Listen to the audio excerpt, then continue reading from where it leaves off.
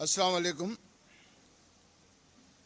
आज के इस तहरीक औक़ाफ़ के ये जो औक़ाफ़ के बारे में बेदारी मुहिम शुरू की है, उसके सदर मोहतरम अली जनाब इज़्ज़त माब, जो हमारी मराठवाड़ा की एक बहुत बड़ी शान, पहले मुफ्ती अली जनाब खलीलुर रहमान साहब, वक्त नहीं, मैं माज़रत चाहूँगा तमाम उलमाए कराम से कि स्टेज पे बैठे हुए तमाम उलमाए कराम, काबिल एहतराम शख्सियतें और बुज़ुर्गों और नौजवान साथियों, ख़ास तौर से नौजवानों को मेरा आह्वान है कि ये आपके लिए बहुत ज़रूरी है और आपको इसको समझना भी ज़रूरी है। देखिए, मेरा ताल्लुक़ किसी पॉलिटिकली पार्टी से नहीं है।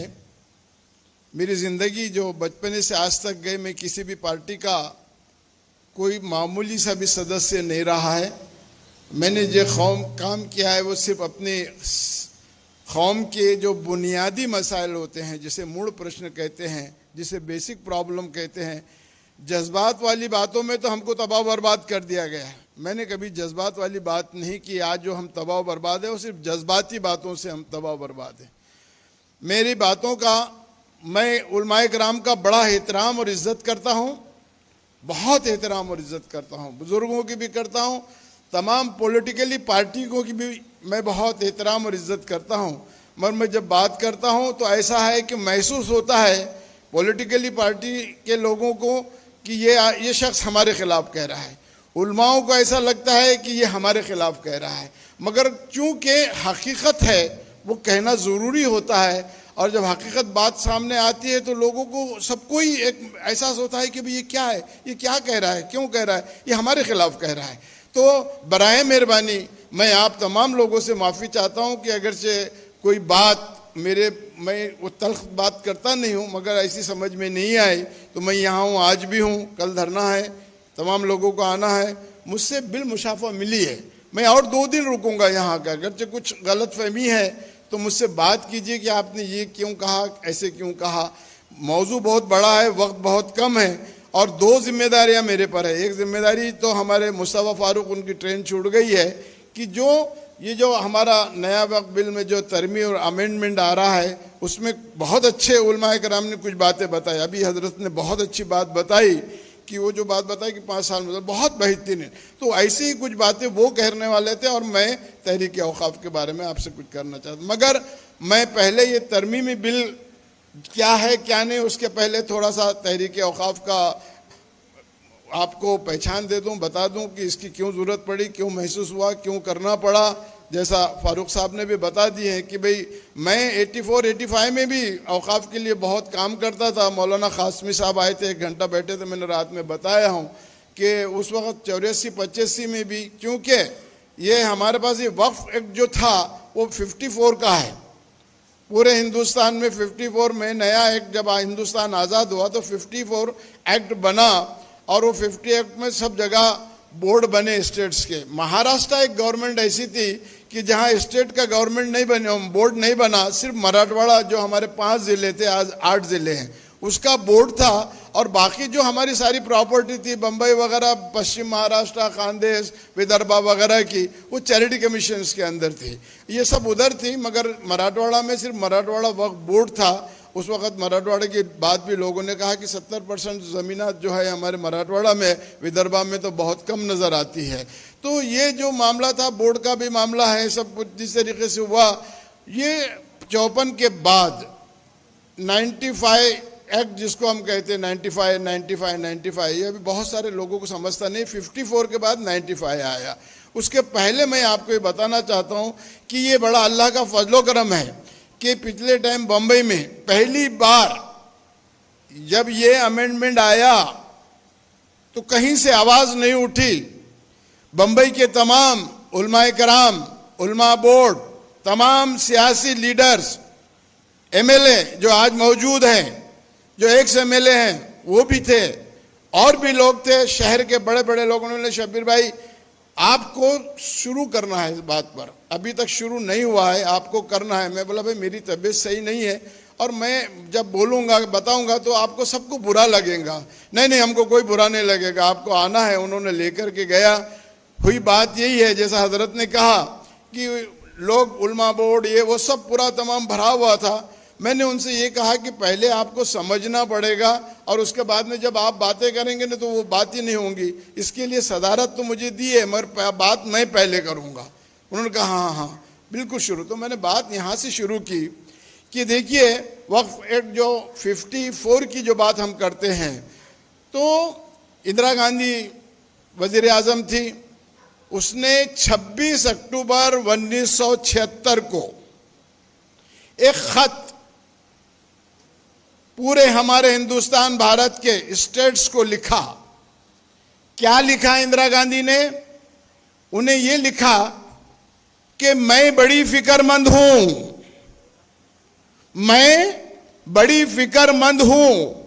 आजादी के बाद 1961 से मैं आज जो देख रही हूं, जो मुसलमानों की वक्फ प्रॉपर्टीज है दी गई है, उन लोगों ने जायदाद छोड़ी है। मैंने 1961 से 1976 में आज देखी हूं गाज़िबाना कब्जे किए जा रहे हैं। ये 1976 की बात कर रहा हूं मैं, आजकल की बात नहीं, हम आज समझ रहे। 1976 में उन्होंने कहा कि मैं कह रही हूं और मैं फिक्रमंद हूं कि इसमें अमेंडमेंट होना चाहिए, जाना नहीं चाहिए, ये प्रॉपर्टीज ये है। तो मेरा कहना ये था उन लोगों को कि इतना अच्छा खत उन्होंने लिखा है, तो हमारे जो नुमाइंदे हैं, जिन्हें हम पार्लियामेंट में भेजते हैं, जिन्हें हम आमदार बनाते हैं, या और हमारी मुस्लिम तंजीमें हैं, सबको मालूम था, क्यों खामोश बैठी रही? ये बिल बनाने की नौबत क्यों आई आज? वजह क्या है? 1976 में एक प्राइम मिनिस्टर ये कहती है कि गाज़िबाना कब्जे हो रहे हैं, इसको हटाना चाहिए। तो हमारी जितनी भी तंजीमें थी, मुसलमानों की जो जो तंजीमें, मैं तंजीमों का नाम नहीं लेना चाहता हूं, मुस्लिम रहनुमा लीडर, उनको सब मालूम था, फिर क्यों खामोश रहे? क्या वजह थी? अगरचे उस वक्त हम समझ लेते ये बात को तो आज ये नौबत नहीं आती। क्यों खामोश थे? कौन जिम्मेदार है? उसके जिम्मेदार हमारी तमाम मुस्लिम तंजीमें जो बांग दावे करती है बड़ी बड़ी, या हमारे वो रहनुमा जो मिनिस्टर बने, खासदार बने, क्या नहीं मिला? सब कुछ मिला, प्रेसिडेंट ऑफ इंडिया बने, सब खामोश रहे और हमारी जमीनात लूटी जा रही है। 95 में एक नया एक्ट बना, बहुत अच्छा बना, जिसके लिए जो तरमीम की बात की जा रही है, इतना अच्छा एक्ट बना है, इतनी उसमें ताकत है, इतना वो मजबूत है। क्या वजह है कि भाई इनको तरमीम की जरूरत महसूस हो रही है? 10 साल में, मैं 15 साल से चीख के कह रहा हूं तहरीक औकाफ के जरिए से लोगों को, हमारे को पता नहीं है, मगर हमारे सामने वाले जो हमारे बिरादरान वतन है, जिसको हम RSS के नाम से जानते हैं, वो हमसे ज्यादा जानते हैं कि हमारी कितनी जमीनात है। क्योंकि आज हमको मालूम पड़ रहा है कि सबसे पहले रेलवे के पास, डिफेंस के पास, मिलिट्री के पास, और तीसरी जमीन हमारे पास है। तो फिर हमारे जमीनात गए कहां? मैं महाराष्ट्र की मिसाल देता हूं, कितनी बड़ी जमीन होने के बाद में हमारा एक आधा मेडिकल कॉलेज है क्या? नहीं है। तो वजह क्या है? हमारी जमीनात गई कहां? सर्वे कब हुआ, क्या नहीं हुआ? हम सब सो रहे थे। क्यों सो रहे थे? 96 में जब बना, उस वक्त शिवसेना और बीजेपी की गवर्नमेंट थी, उन्होंने तो यहाँ बोर्ड नहीं बनाया कि बोर्ड बनाना चाहिए था। नंबर 2002 में बना। 2002 में जब बोर्ड बना और यहाँ का महाराष्ट्र का सर्वे हुआ, पहला आमदार मौजूद थे, सब मेरे सामने आमदार थे, उलमा बोर्ड थे, सब लोग थे। जो पहला सर्वे यहां हुआ, जिस सर्वे ने रिपोर्ट दी, जो गवर्नमेंट ने गैजेट की कि महाराष्ट्र में औकाफ की 91,000 एकड़ जमीन है। ये कहां से आई, कैसी आई? कोई MLA बोल सकता है? मेरे बाजू अमीन पटेल बैठी थी, मेरे बाजू में बाबा सिद्दीकी और उनका बच्चा जीशान बैठा था, वारिस पठान थे मेरे बाजू में बैठे थे। मतलब कि आप बता सकते हैं? आप तो बरसर इख्तिदार है, आज से नहीं, कुछ जमाने से है। ये 91,000 एकड़ जमीन आई कैसी? ये सर्वे हुआ कैसा? पता नहीं, मालूम नहीं। बरसर इख्तिदार में बैठे हुए लोग हैं, अरे कहां से आई, कैसी हुई? बस ऐसा देखा, गया और बता दिया 91,000 एकड़ जमीन है। कहां, किधर है? नहीं, कुछ मालूम नहीं। बोर्ड बना, पहला बोर्ड बनने के बाद में चेयरमैन बना, चेयरमैन बनने के बाद में बहुत उसके खिलाफ में तकरारें आई है। तकरारें होने के बाद में एक कमीशन बना। कितने लोगों को मालूम है वो कमीशन बना? ATA शेख जस्टिस का, कि औकाफ की जमीनों को कौड़ियों के दाम में बेचा जा रहा है। 2002 से 2007 तक उठा के देखिए। हम चीख रहे हैं, बोल रहे हैं, कोई देखने गया। अंबानी को उसी पीरियड में दिया गया। अंबानी नहीं और ऐसे कैसे लोगों को दिया गया? खैर कमीशन बना गया। उस कमीशन को बैठने के लिए जगह भी नहीं दी। बरसर इख्तिदार हमारी गवर्नमेंट थी जिसे हम अपनी कहते हैं, उसमें हमारे MLA थे, हमारे सारे क्यों नहीं, वो नहीं पूछते थे। उसको बैठने की जगह नहीं। 113 केसेस आए, उसने इतने बेहतरीन जवाब दिए उसके लिए, और उन्हें कमीशन ने फिर करके गवर्नमेंट को दिया। गवर्नमेंट ने सर्द खाने में डाल दिया। कौन थे? सब हमारे लोग थे। उस वक्त कौन कौन मुख्यमंत्री थे? आपके नांदेड़ के भी साहब मुख्यमंत्री थे जिस वक्त ATA शेख ने रिपोर्ट दी। सब लोग थे। क्यों खामोश बैठ गए? क्यों हमारी प्रॉपर्टी के बारे में बात नहीं? क्यों किसी आमदारों ने बात नहीं किया? हम कहते थे तो हमको हकाल दिया जाता था, धत्कार दिया जा सकता था। हमको आवाम साथ नहीं देती थी। हम आवाम को कहते थे हम जाने तो, जैसा आप लोग अरे अपना क्या लेना देना है, मुतवल्ली जाने, दरगाह खादिम जाने, ये जाने, वो जाने, वो जाने। खैर उस तरीके से हुआ। 2007 से 2009 में सिर्फ 2 मेंबर थे। 2 मेंबर थे। एक बिहार वाला जो है राज्यसभा का मेंबर था और एक एडवोकेट था। 2007 से 2009 में करोड़ों करोड़ों अरबों रुपए की प्रॉपर्टी को NOC दे दी गई गैर कानूनी तरीके से। हमने आवाज उठाई, हमने बोला, हमारे MLAs ने कुछ बात की, नहीं हुआ, कुछ भी नहीं हुआ। 2014 आ जाता है, वहां भी समझा रहे हैं हम, फिर भी बात नहीं आ रही।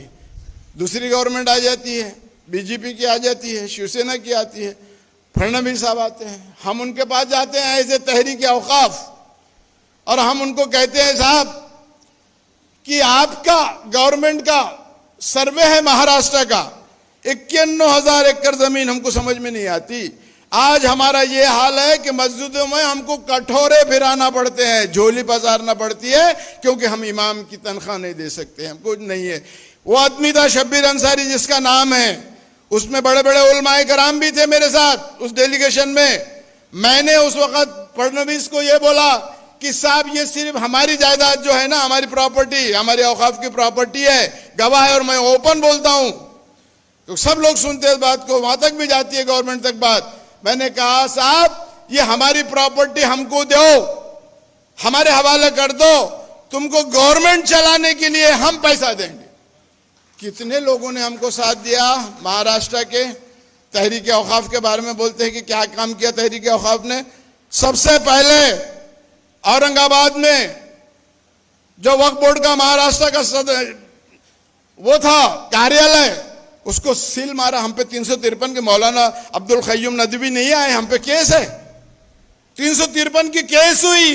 किसने मारा, ठोका? वो तहरीक औकाफ ने। क्यों मारा? क्योंकि आप बोलते कि बोर्ड में गलत काम हो रहे। कोई आवाज उठाने के लिए तैयार नहीं है। हमने इतनी बड़ी आवाज उठाई वहां के हाफिजरों को मारे कि गलत काम कर रहे हैं, दे रहे, ये है, चेयरमैन के खिलाफ, सबके खिलाफ। कोई बोलने के लिए तैयार नहीं, कोई साथ आने के लिए तैयार नहीं। हम पे 353 का केस चालू है। उसके बाद भी हमने लड़ते रहे चेयरमैनों के साथ। उनके कहा सर्वे की बात करो। फडणवीस ने बोला क्या करना पड़ेगा, हर 10 साल में सर्वे होना चाहिए। कोई मुसलमान क्यों नहीं बोलता है? हमारे नुमाइंदे क्यों नहीं बोलते? हमारे नुमाइंदे हैं ना, 10-10 आमदार है ना, क्यों नहीं बोलते हैं? किसने कराया ये सर्वे का काम? तहरीक औकाफ ने। 6 करोड़ मंजूर कराए उस BJP के गवर्नमेंट से, और 2 पायलट प्रोजेक्ट लिए, एक पूना और एक परभनी। और उस जगह हमने देखा तहरीक औकाफ ने घर घर जाके, अलग अलग जगह जाकर के, ताल्लुकों में जाकर के, दरगाहों की जगह पे जब जाके सर्वे किया, गवर्नमेंट की गेजेट में 5,000 एकड़, हमने 29,000 एकड़ निकाले। और हमारा दावा है कि महाराष्ट्र में 5 लाख एकड़ जमीन है, मगर इसका सर्वे नहीं हुआ। किसको मालूम ही नहीं है, कोई बताता नहीं है, पूछते नहीं है, और हमारे नुमाइंदे कुछ काम नहीं करते। इसके लिए उनको महसूस होता है कि मैं उनके खिलाफ बोलता हूं। मैं उनके खिलाफ नहीं बोलता हूं, खामोशी है। इसके लिए कहता हूं कि सर्वे आज भी आपको मालूम नहीं। 16 में रुक गया। हमने बहुत कोशिश की, 29,000 कहाँ 5,000 एकड़। मैंने आज भी बताया, मैं चैलेंज करता हूं कि आज हमारी 5 लाख एकड़ जमीन है, कुछ नहीं है। चेयरमैन के खिलाफ हमने आवाज उठाई, यहाँ नांदेड़ में आए, हमने जो कुछ भी किया है मैं वो बताना और गिनाना नहीं चाहता हूं। तहरीक औकाफ सिर्फ नांदेड़ के लिए हद तक नहीं थी, पूरे महाराष्ट्र में वो क्या काम कर रही थी, कहाँ कैसी कैसी प्रॉपर्टी को निकाली। एक गाड़ी पूरा का ये पॉलिटिकली प्रेशर से था सब। आज जो क्रेडिट लेना जा रहे हैं, क्यों नहीं उसके खिलाफ हमारे आमदार उठ के खड़े हुए। जो परसों के दिन बिल पास हुआ कि खालसा कर दो और बेचन दो इनको सबको, इसकी मुखालिफत में क्यों नहीं आए हमारे लोग? कहां थे, कहां गए? अभी अभी हाल में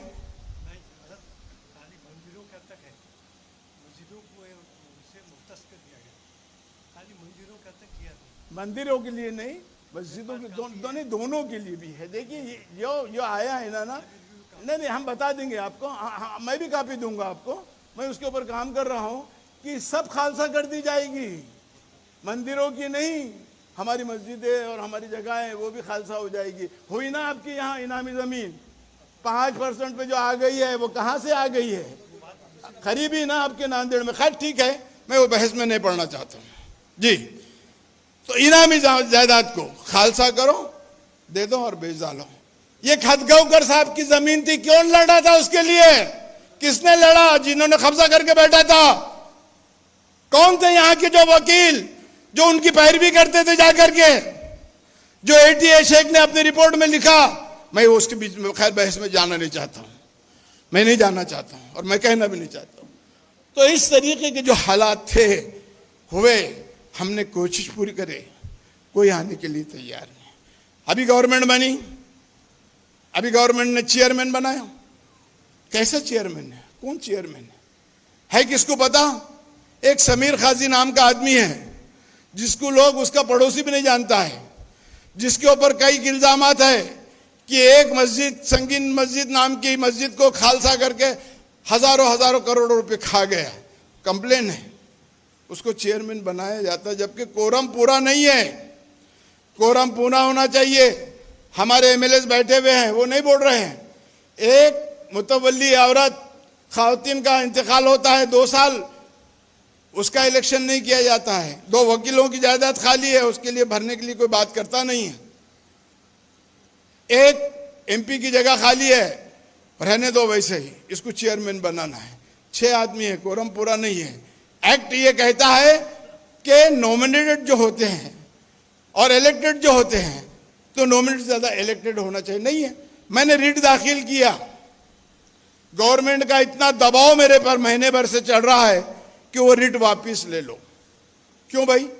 हमारे आमदारों को पूछा, हमारे आजू बाजू आमदार बैठे थे, भाई ये रिट है क्यों नहीं? परसों के दिन मैंने एक चैनल को इंटरव्यू भी दिया, हमारे एक रईस शेख नाम के आमदार को, कि तुम चेयरमैन को ला रही है, लीगल है कि इलीगल है? और इलीगल है तो क्यों आप उसका साथ दे रहे हैं? कैसा दे रहे हैं? हमारे आमदार साथ दे रहे हैं ना, हमारे लोग उसका साथ दे रहे हैं, क्यों नहीं बढ़ते बनेंगे? खैर ये सब बातें होती रही। और गवर्नमेंट के बारे में जितने भी थी, ये तहरीक औकाफ ने पहली बार हिंदुस्तान के तारीख में, पहली बार हजरत हिंदुस्तान की तारीख में, बोर्ड जो हम बोलते हैं करप्शन करता है, चेयरमैन गलत काम करता है, किसी ने उसके ऊपर काम किया? कोई आमदारों ने किया, कोई खासदारों ने किया, कोई मिनिस्टरों ने किया? वो तहरीक औकाफ थी जिसमें 2 मेंबरों को डिस्क्वालीफाई कराया, 7 मेंबरों पे FIR दाखिल किया, हाई कोर्ट ने उसको रिजेक्ट किया, सुप्रीम कोर्ट में केस चल रही है। बार काउंसिल का चेयरमैन गोवा और महाराष्ट्र का, जिसने सारे जजों को खरीद लिया था, गवर्नमेंट को खरीद लिया था, उसको डिस्क्वालीफाई, और उसके ऊपर FIR किसने दाखिल किया? वो तहरीक औकाफ थी।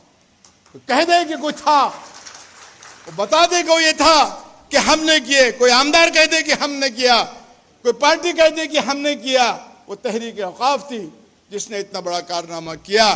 तहरीक औकाफ उसके ऊपर काम कर रही है और करते रहेगी। आज का मौजू बहुत सही मौजू है।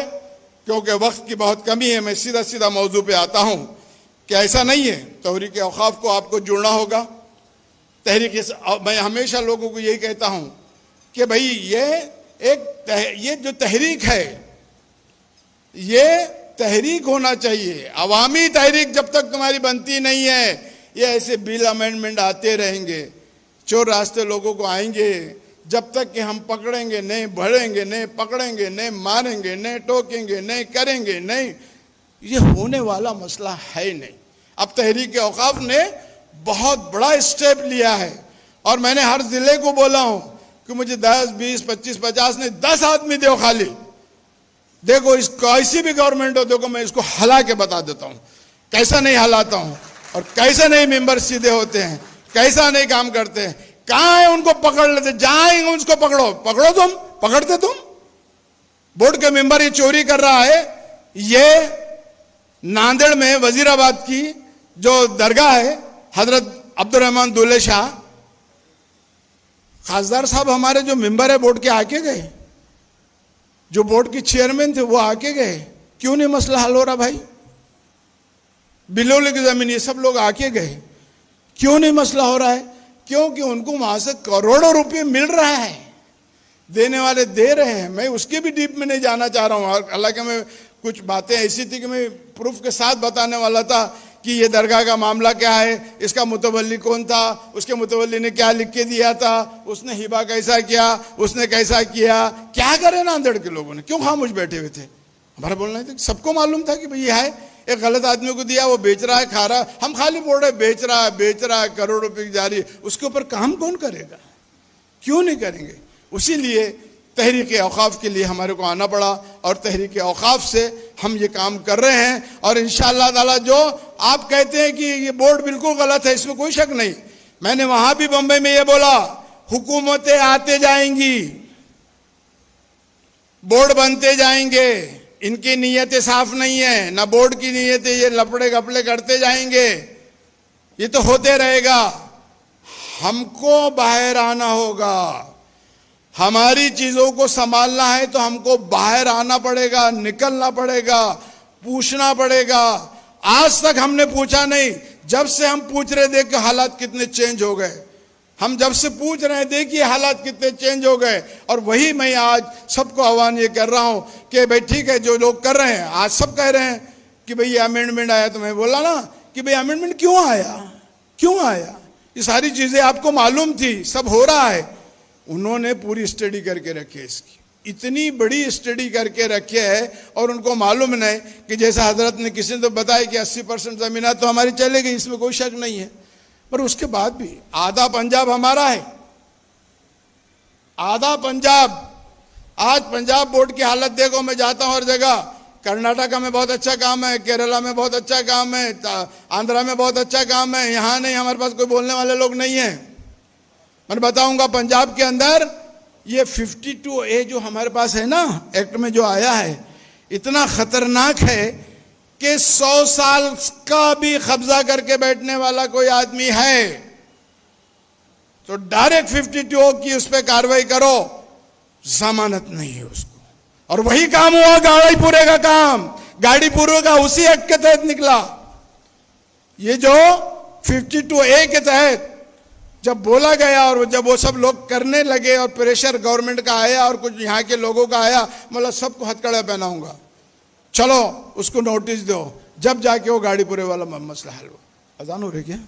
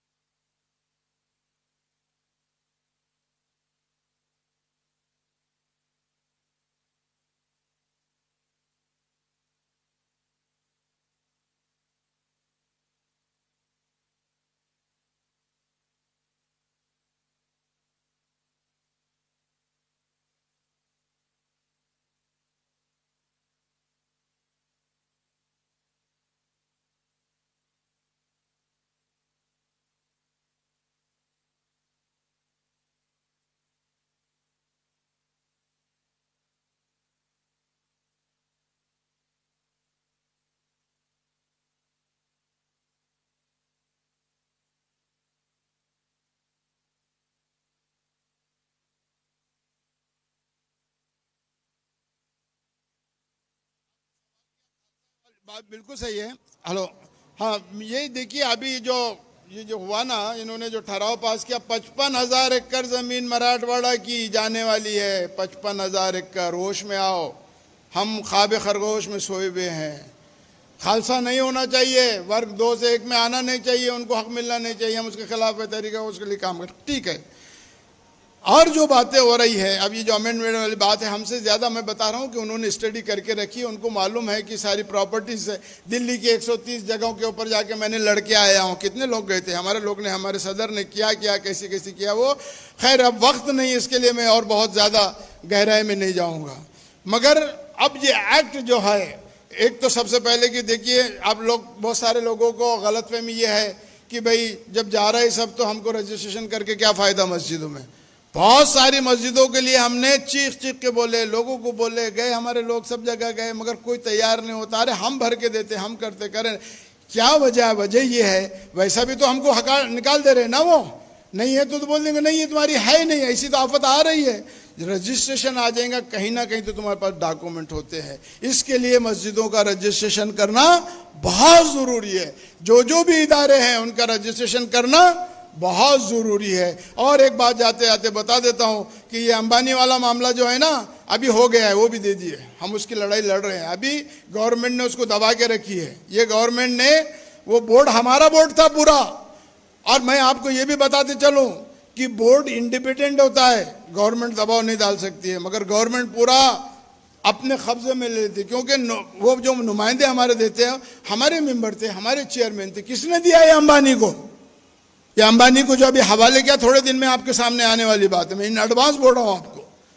ये अंबानी की करोड़ों रुपए की जो प्रॉपर्टी है, अंदर बैठकर ये काम किसने किया? मैं ओपन भी बोलता हूं, चाहे वो गवर्नमेंट तक चल जाए, ये काम हमारे लोगों को पैसे दे करके, हमारे बोर्ड के चेयरमैन को, हमारे बोर्ड के मेंबरों को पैसे दे के खरीद लिया गया, और वो काम कराने वाला है फडणवीस।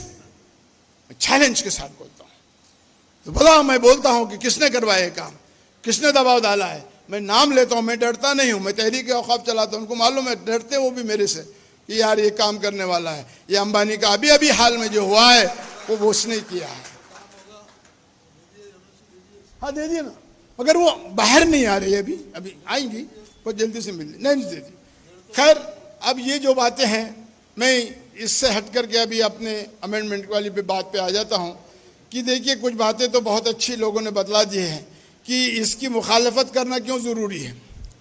देखिए 107, 108 और 108A, ये 108A है क्या? ये ऐसा है कि हमारी जो प्रॉपर्टी है, हमारे बाप दादाओं की दी हुई है, जहां हम बोलते हैं ना कुल कुल कुल कुल कुल, औकाफ को कुल नहीं लगता है, चाहे वो कितने भी साल का बैठा हुआ हो, उसको कुल नहीं लगता है।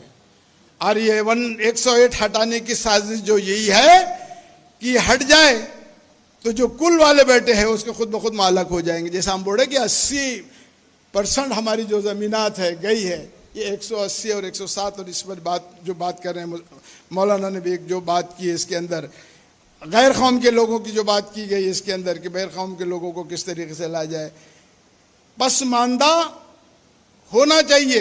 कल ही लखनऊ से मेरे को एक फ़ोन आया था, मुसलमानों का आया था कि भाई क्यों, बड़े अच्छी बात कह रहे हैं उन्होंने कि पसमानदा को ले रहे हैं, अभी तक पसमानदा नहीं था, बोर्ड में आना चाहिए। ये बड़ी साजिश है, ये मोदी की बहुत बड़ी साजिश है मुसलमानों को लड़ाने की, कि देखो तुमको नहीं, जैसा इसके पहले उन्होंने कहा कि बहुत सारी जगह पसमानदाओं को मिलती नहीं, तो लड़ो तुम मुसलमानों आपस में, अपर कास्ट और पसमानदा। अपर कास्ट इसके लिए हम ख़त्म नहीं कर सकते यार, बोले बहुत अच्छा है ना, वो तो सजेशन आना चाहिए ना, आएंगे, हमको लेना है जो बराबर लेंगे, हमने ओबीसी का हक लिया है ना, ये मंडल की लड़ाई लड़ करके हमारे हिंदू भाइयों को जो मिल रहा है तो वो दिला रहे ना हम, तो वो पसमानदा को भी हम, चाहे वो पर्सनल लॉ बोर्ड में हो या और कहीं जगह हो, बहुत लोगों के एतराज़ थे कि उनको लेते नहीं, पसमानदा को हो जाएंगे, वो हमारा घर का मसला है, वो हम कर लेंगे, पर आप उसमें तो इंटरफेयर मत कीजिए। तो इस तरीके से जो औकाफ के अंदर कुछ अलग अलग बातें जो आ रही है, तो जिस तरीके से हमारे साथ ये ज़मीनों का जो मामला जो आ रहा है, जो हमसे छीन ले, आने वाले दिनों में हमको नज़र ही नहीं आने वाली बहुत सारी चीज़ें।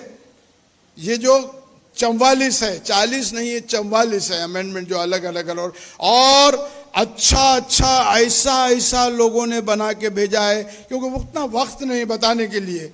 ऐसे एडवोकेट्स ने भी, लोगों ने भी, फिरदौस मिर्जा बोल करके नागपुर के सीनियर एडवोकेट्स के, उनका ड्राफ्ट आप पढ़ेंगे तो अरे बाप उन्होंने क्या गजब किया है। और लोगों को भी नहीं मालूम, हमने भी दिया है एक सजेशन कि जो तुम चेंज करने वाली बात कर रहे हैं, हम बोल रहे हैं देखिए ये वक्त में भी जो है थोड़ी कमजोरियां हैं। मेरी इसके पहले भी हुई चर्चा, अभी भी हुई, और हम लड़ रहे हैं, मगर हमारा कोई आदमी, हमारा कोई वकील ये इसमें क्या खामी है वो नहीं बताता है। बड़े बड़े एडवोकेट्स हैं हमारे, उन्होंने कभी आवाज नहीं उठाई। क्या है खामी? यह है कि जो चेंज रिपोर्ट होती है ना, उसको लिमिटेशन नहीं है। महीने भर में पैसे दे दो हो जाएंगी, न तो 10 साल भी नहीं होती। विरासत का मामला वो किसको दिया जा रहा है? वो तो कलेक्टर के पास, डिप्टी कलेक्टर के पास। प्रॉपर्टी बिकती, ये बेच रहा, उसको बेच रहा, उसको, जब तक वो विरासत ही नहीं करता है, इसके खिलाफ कोई वकील आवाज नहीं उठाता। क्यों नहीं बात करते हैं? किसने लिखा गवर्नमेंट को कि ये गलत है, ये होना चाहिए से? उसको कोई लिखा है तो वही तहरीक औकाफ ने सेंट्रल गवर्नमेंट को भी लिखा, इनको भी लिखा, उनको भी बुलाए। और हमारी प्रॉपर्टी को क्या बोले, ट्रिब्यूनल है, 3 लोगों के जज बचते हैं, बड़ा काम होता है। वहां क्या अमेंडमेंट में आ रहा है कि कलेक्टर के हवाले कर दी जाए। अरे कलेक्टर बड़ा क्या ट्रिब्यूनल बड़ा? 3 लोगों का जज है, 3 लोग हैं कलेक्टर। और 88 की रिपोर्ट आप पढ़ लीजिए, उन्होंने सब क्योंकि कलेक्टरों के हाथ में आ जाएगा, सारी मनमानी होंगी, उनको जो करना है वो करते रहेंगे, जो करना है वो करेंगे। क्यों हमको विरोध करना है? ये बातें हैं। क्यों विरोध करना है? ये बातें हैं। कलेक्टर को दे दो सारे पावर्स। ट्रिब्यूनल जो जजों का है उसका तुम मर्तबा है खत्म करने की कोशिश कर रहे हो। ऐसी चीजें ये 44 में है। आप लोगों को समझना चाहिए, आना चाहिए। हर एक आदमी को, जिन लोगों ने कहा वो अकेला नहीं, उनके घर में जितने लोग रहते हैं वो अपने सामने बैठ के, ये लोग कह रहे हैं ना दबाओ ना, क्या कितना टाइम लग रहा है आपको उसको भेजने के लिए? हम खाली बोलते हैं, कब बहुत दूर नहीं है, 13 तारीख बहुत करीब है, हम गए, हमारा हो गया। मगर हमारे घर में किसने किया मालूम? हमारी बीवी ने करी, हमारी बेटी ने करा, हमारे बेटे ने करा, हमारे दामाद ने करा। सबको बोलो ना, घर में बुला के, एक खानदान के लोगों को सबको एक ही मिनट में कर लो ना, सारा काम हो सकता है ना। तो ये काम आपको करना बहुत जरूरी है। ये बात हमारे वहां तक पहुंचना जरूरी है। जिस तरीके से उन्होंने लगा दिया है, ये बहुत ही जरूरी है। जितना आप करना चाहेंगे बहुत अच्छी बात है। और इसी सिलसिले में कल हमने नांदेड़ एक ऐसी जीता जाता जागती जिंदगी वाला, यहाँ से जो भी आंदोलन होता है वो सक्सेस होते हैं। अभी तक महाराष्ट्र में कहीं नहीं हुआ, एक मीटिंग वहां हुई है, मगर कल का आंदोलन पहला आंदोलन है। ये पहला, ये बिल की तरमीम के आने वाला जो हमारा कल का जो एहतजाज है वो पहला है। ये महाराष्ट्र में नहीं पूरे देश में मालूम होना चाहिए कि मुसलमान किस तरीके से इसका एहतजाज करने जा रहा है, किस तरीके से इस बोर्ड के खिलाफ भी हम कलेक्टर से मिलकर निवेदन देने वाले हैं कि इतने दिन से हम इतने लोगों के पीछे लगे हुए हैं, वो हो नहीं रहा है। तो ये एहतजाज सिर्फ नांदेड़ के हद तक नहीं है, सिर्फ महाराष्ट्र के लिए नहीं है, ये पूरे हिंदुस्तान तक इसकी आवाज जाएंगी। यही उम्मीद करते हुए आप तमाम लोगों से गुजारिश करता हूं, मैं मौलाना काज़मी साहब से गुजारिश करता हूं कि आपके इसमें वो कर रहे क़यादत में आप ज्यादा से ज्यादा लोगों को बुलाइए और ये एहतजाज को कामयाब बनाइए। यही बातें कहते हुए मैं अपनी बात को खत्म करता हूं। न समझोगे तो मिट जाओगे मुसलमानों, न समझोगे तो मिट जाओगे ऐ मुसलमानों, तुम्हारी दास्तां तक भी ना होगी। अरे 1936, 40, 42 अल्लामा इकबाल ने कितने जमाने, खाली हम शेर की तारीफ कर देते हैं, अमल कब होगा? इस पर अमल कीजिए। यही गुजारिश करते हुए आप तमाम लोगों को मुझसे कुछ गुस्ताखी हुई होंगी या मैं कुछ गलत कहा हूँगा, वो आइए, मैं यहाँ 1 नहीं 2 दिन हूँ, इंशाअल्लाह ताला आपको मुतमईन करने की कोशिश करूँगा। यही बात कहते हुए अपनी बात को ख़त्म करता हूँ। खुदा हाफिज़।